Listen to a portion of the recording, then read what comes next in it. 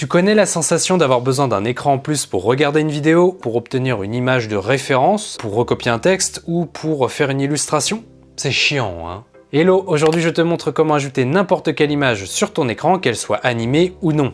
Grâce à cette méthode, tu seras en mesure de pouvoir les déplacer, les agrandir, les rétrécir et peut-être même avoir accès à la timeline des vidéos, on verra ça plus tard. Dans cette vidéo, les installations d'extensions et de logiciels que je montrerai auront lieu sur Windows et sur le navigateur internet Chrome. Si tu possèdes un autre navigateur internet ou un autre OS, pas de souci, je n'ai oublié personne, il te suffira d'aller voir dans la description pour trouver l'aide qu'il te faut. En revanche, attention, je n'ai pas pu tester toutes les méthodes, donc certaines seront sûrement plus efficaces que d'autres. Allez, sans plus attendre, c'est parti, on fonce.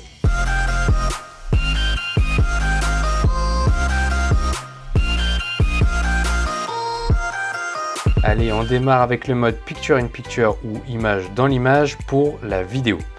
Donc, première étape, on installe l'extension Picture in Picture de Google. Celle-ci a été développée en interne par la société elle-même, elle est donc tout à fait safe pour toi. Deuxième étape, une fois installée, tu auras le symbole de l'extension qui s'affiche en haut. S'il n'y est pas, il suffit de faire ainsi, tu vois, c'est assez simple, mais je te recommande de mémoriser le raccourci Alt plus P qui te sera utile au cas où tu perds cette icône et que tu ne sais plus comment le remettre.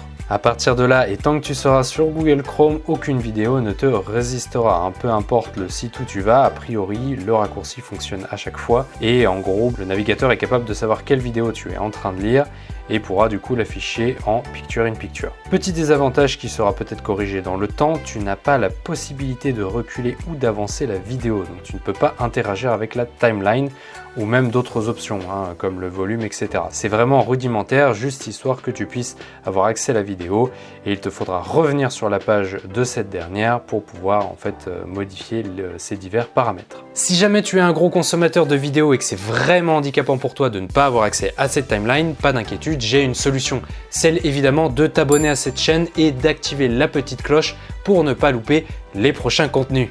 Non, sans rire, tu peux trouver dès à présent sur le navigateur Firefox la même fonction avec cette fois-ci la possibilité d'interagir avec la timeline même en Picture in Picture et même plus de paramètres que cela.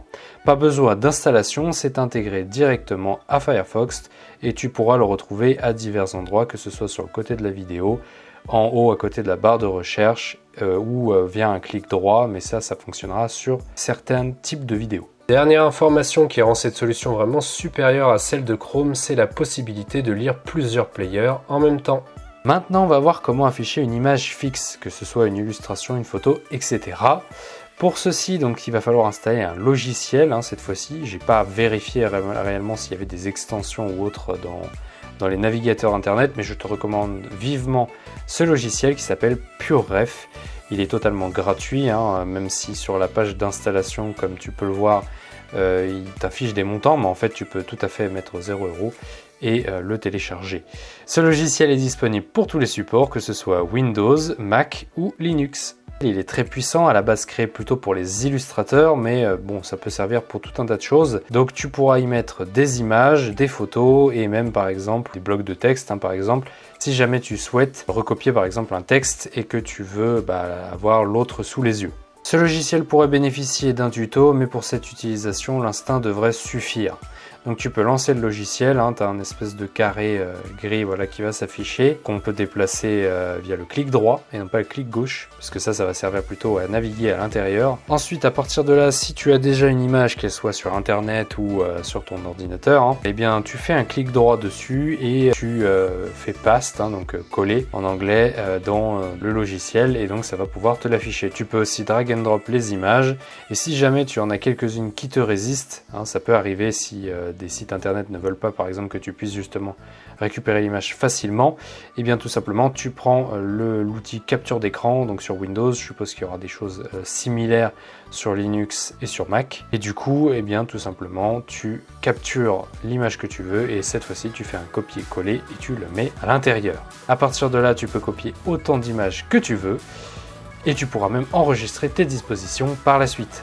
Voilà, si j'ai pu t'aider, on met un petit like à la vidéo et on n'oublie pas de s'abonner pour ne pas louper les prochains conseils et astuces. Évidemment, si tu as des questions, n'hésite pas à les poser dans la zone commentaire et en attendant, moi je te dis à très bientôt pour de nouveaux contenus. Salut! Salut!